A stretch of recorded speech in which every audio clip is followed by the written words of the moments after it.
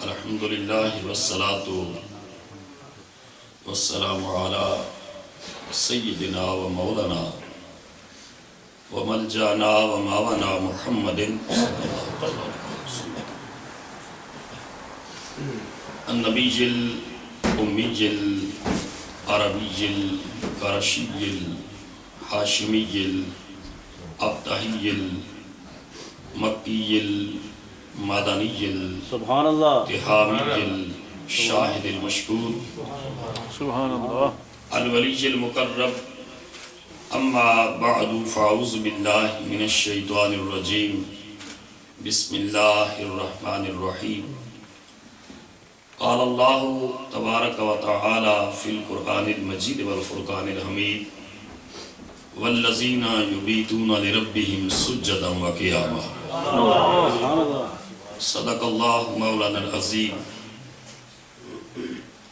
کبھی تھے دار کے قابل اور کبھی سر مقتل، کبھی تھے دار کے قابل اور کبھی سر مقتل، سروں کو نام محمد پہ مارنے والے، عشق میں جان سے گزرتے ہیں گزرنے والے، عشق میں جان سے گزرتے ہیں گزرنے والے، مر کے بھی زندہ ہیں راہ سرکار پہ مرنے والے۔ میرے چارہ گر کو نوید ہو صف دشمنہ کو خبر کرو، میرے چارہ گر کو نوید ہو صف دشمنہ کو خبر کرو، وہ جو قرض رکھتے تھے جان پہ وہ حساب ہم نے چکا دیا، جو رکے تو کوہ گراں تھے ہم، جو چلے تو جان سے گزر گئے، جو رکے تو کوہ گراں تھے ہم، جو چلے تو جان سے گزر گئے، راہ یار ہم نے قدم قدم تجھے یادگار بنا دیا، راہ یار ہم نے قدم قدم تجھے یادگار۔ اللہ جل مجدہ کی حمد و ثنا اور حضور رحمت کل جہاں صلی اللہ تعالیٰ علیہ وسلم کی بارگاہ ناز میں نذرانہ محبت و عقیدت پیش کرنے کے بعد درون کے محفل فخر سادات صاحبزادہ سید میر حسین شاہ صاحب منتظم و محتمم جامع مسجد بیت الکرم اور علم اور تفقہ کے جامع حضرت علامہ مولانا مفتی افضل قمر صاحب عبد الرحمن قمر صاحب مدہ ذکر علی، فاضل جلیل عالم نبیل علامہ بشارت حسین شازی صاحب، اہل سنت کے عظیم رہنما علامہ محمد مقصود قادری صاحب، قاری فضل رسول چشتی صاحب، زینت القراء والحفاظ قاری محمد یونس صاحب، قاری محمد عثمان صاحب، اور اس محفل کے میزبان محترم سید زاہد حسین زیدی صاحب، دیگر واجب الاحترام بزرگوں، دوستوں، عزیز ساتھیوں، یقیناً یہ سوگوار لمحات ہیں کہ علم کا ایک کوہ گراں دنیا سے اٹھ گیا، اور قحط الرجال کے اس دور میں حضرت پیر سید نصیر الدین نصیر شاہ صاحب قدس سرہ العزیز کی ذات روشنی کا وہ عظیم مینارہ تھی جس نے کئی گم کردہ راہ لوگوں کو نشان منزل عطا کیا، اور ان کا اس دور میں چلے جانا خانقاہی نظام کے لیے تو ایک المیہ ہے ہی، لیکن علم کی فضائیں بھی ان کے جانے سے سوگوار ہیں۔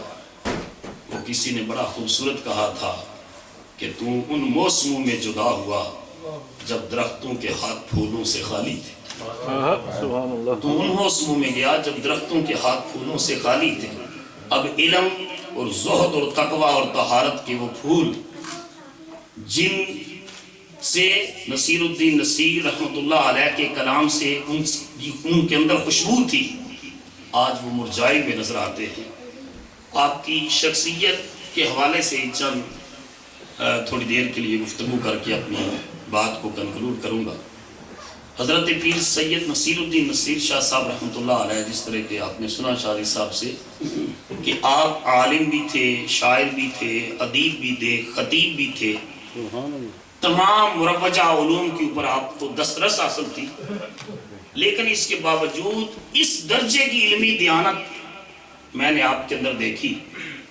میں کبھی محسوس کرتا ہوں کہ ہم سے کوئی بندہ مسئلہ پوچھے چھوٹا موٹا، اگر اس میں ہمیں نہ بھی آتا ہو تو ہم جوڑ جاڑ کے بتا دیتے ہیں اس کو، یہ کیا کہے گا کہ خطیب صاحب کو مسئلہ نہیں آتا، لیکن وہ کس سطح کی علمی دیانت کے حامل شخصیت تھی جو بہت کم لوگوں کو یہ درجہ نصیب ہوتا ہے۔ کہ میں نے ایک مرتبہ آپ کی خدمت میں عرض کیا ایک مسئلہ، اور یقیناً یہ بڑا ایک عمیق مسئلہ تھا کہ رسالت مآب صلی اللہ تعالیٰ علیہ وآلہ وسلم کی ذات پاک اور حضور کی اس کائنات میں تشریف آنے سے پہلے باقی امت کے لوگ جب فوت ہوتے تھے تو قبروں میں ان سے تیسرا سوال رسول اللہ صلی اللہ علیہ وسلم کے بارے میں کیا جاتا تھا یا اس پیغمبر کے بارے میں کیا جاتا تھا۔ یہ میں نے سوال حضرت پیر سید نصیر الدین نصیر شاہ صاحب رحمۃ اللہ علیہ سے کیا۔ آپ کی علمی دیانت کا یہ عالم تھا کہ آپ نے فرمایا کہ میں تو ابھی اس پوزیشن میں نہیں ہوں کہ میں فوراً اس کا جواب دے سکوں، لیکن میں جو آستانہ عالیہ کے مفتی صاحب ہیں ان سے ٹیلی فون کال کر کے ان سے پوچھتا ہوں، اور میری موجودگی میں آپ نے ان کو ٹیلی فون کال ملائی اور انہوں نے جو جواب دیا، پیر صاحب کا جملہ ٹیلی فون کے اوپر تھا، یہ تحقیق نہ گل کر دیو بے یہ اندے ٹھوکی جی، یہ تحقیق نہ گل کر رہے ہو یا انجے مار رہے ہو۔ یعنی اس سطح کی علمی شخصیت ہونے کے باوجود جس بات کا علم نہیں، اس کے اظہار میں آپ نے کسی لیت و نام سے کام نہیں لیا۔ حضرت امام مالک کی بارگاہ میں 44 مسئلے ایک شخص لے کر آتا ہے سائل، 4 مسئلوں کے جواب آپ نے دیے، 40 کے مقابلے میں فرمایا لا ادری لا ادری لا ادری لا ادری، میں نہیں جانتا۔ یہ ہے وہ علم کا درجہ جس پر اللہ نے اس پیر مہر علی کی سجادے کے اس وارث کو گامزن فرمایا تھا۔ اور آپ خانقاہی نظام میں جو پرانا ہمارا چلا آ رہا تھا اس کا ایک تشخص تھے۔ ہمارے مرشد کریم حضرت ضیاء الامت جسٹس پیر کرم شاہ صاحب رحمۃ اللہ علیہ سے ایک شخص نے پوچھا، اور آپ بڑی قدر کرتے تھے پیر صاحب کی، کہتے تھے کہ یہ خانوادوں میں خانقاہوں پر آج مجاور رہ گئے یا گولکن رہ گئے، لیکن یہ شخص علوم و معرفت کا جامع ہے۔ آپ سے خود کسی نے پوچھا پیر صاحب آپ اکثر نام کے ساتھ محمد کرم شاہی لکھتے ہیں، دستخط کریں یا کسی کو لیٹر لکھیں، آپ نے تفسیر کے اوپر پیر محمد کرم شاہ صاحب لکھا ہے، پیر کا نام۔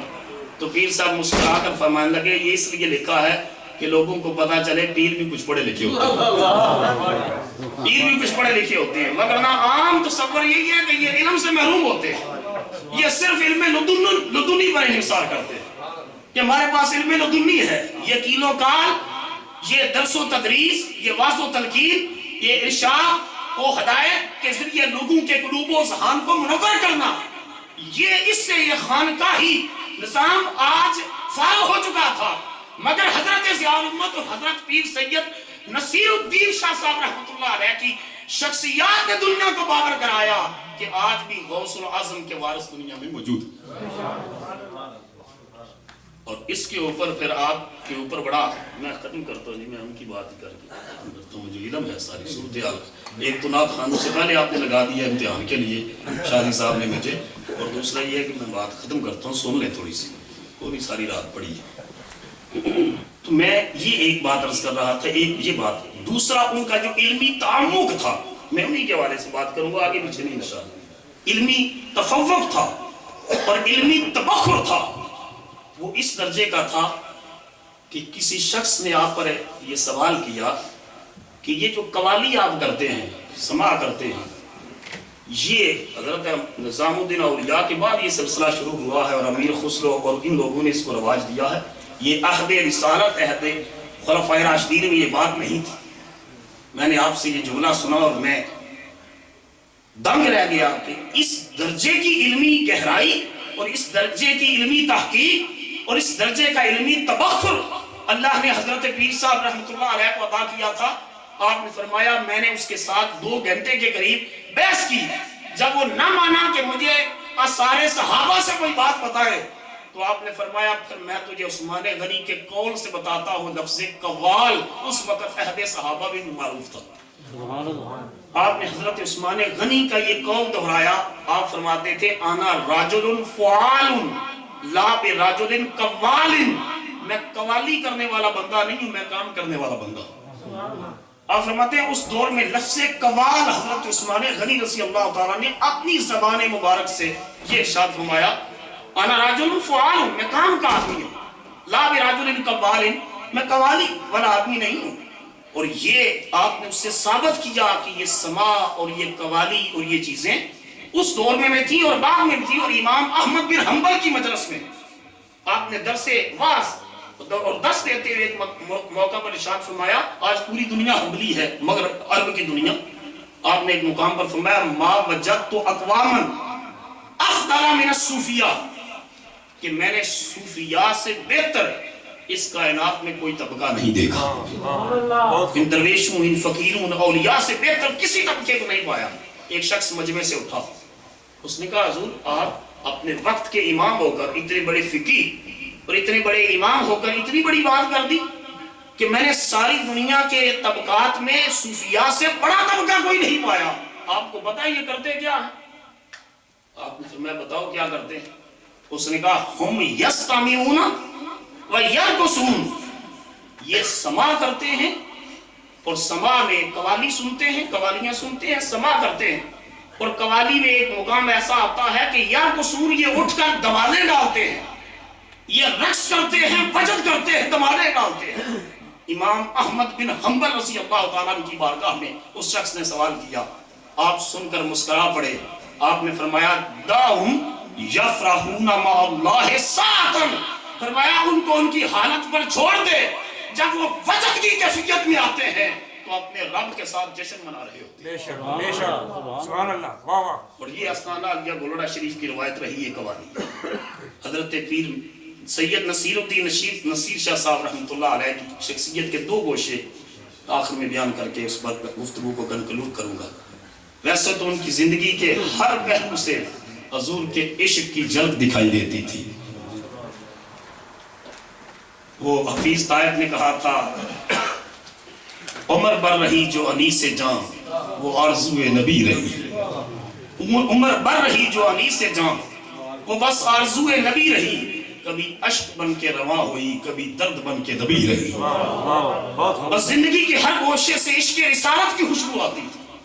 اور جس مسئلے کو نور اور بشر کے مسئلے کو دنیا بڑے عرصے تک حل نہ کر سکی, اور ہمارے علمی اور عقلی استدلال اور ہمارا علم کلام اسی مسئلے میں اغیار کی سازشوں کی وجہ سے رسول اللہ کی ذات کو متنازع بنا کر جس مسئلے میں مناظرے اور مجادلے اور مباحثے ہوتے رہے.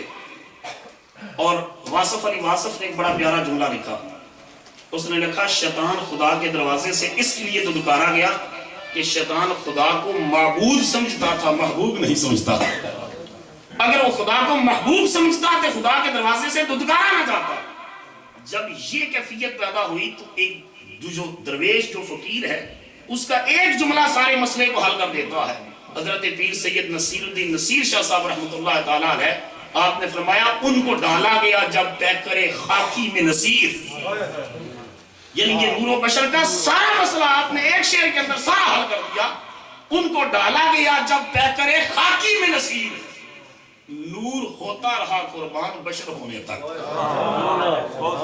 ان کو ڈالا گیا جب پیکر خاکی میں نصیر, نور ہوتا رہا قربان بشر ہونے تک.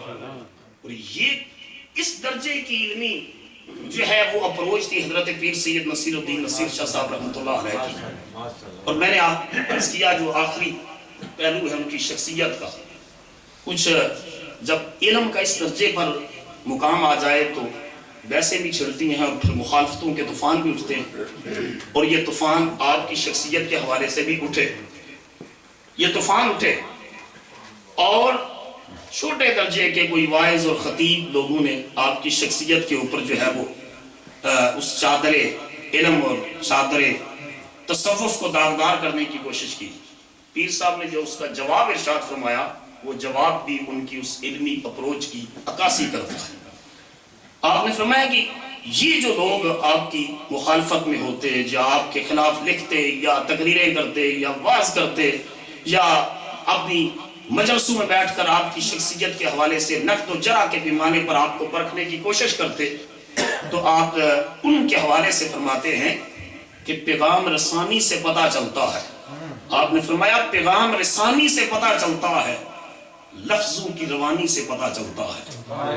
پیغام رسانی سے پتہ چلتا ہے، لفظوں کی روانی سے پتہ چلتا ہے. طاقت ہے کوئی میرے ذہن کے پیچھے، القائے معانی سے پتہ چلتا ہے. پیر نصیر الدین نصیر کہتے ہیں شافعی کو علیل کون کر سکتا ہے، شافعی کو علیل کون کر سکتا ہے، حاتم کو بحیل کون کر سکتا ہے. عزت جسے وہ دینا چاہے نصیر، اس کو ذلیل کون کر سکتا ہے. بے شک. نعرہ تکبیر، نعرہ رسالت، نعرہ حیدری. عزت جسے وہ دینا چاہے نصیر، اسے ذلیل کون کر سکتا ہے. بے شک. کہا اس طرف اس طرف نظر ڈالی اور میں نے پیچھے بھی نظر ڈالی. پیر صاحب نے یہ فرمایا تھا اور میں نے پیچھے بھی دیکھا. اس طرف نظر ڈالی، ہم نے یوں عمر ختم کر ڈالی. اس طرف نظر ڈالی، ہم نے یوں عمر ختم کر ڈالی. پتے پتے میں دیکھ لیا اس کو، ڈالی ڈالی پہ یوں نظر ڈالی. ماشاءاللہ.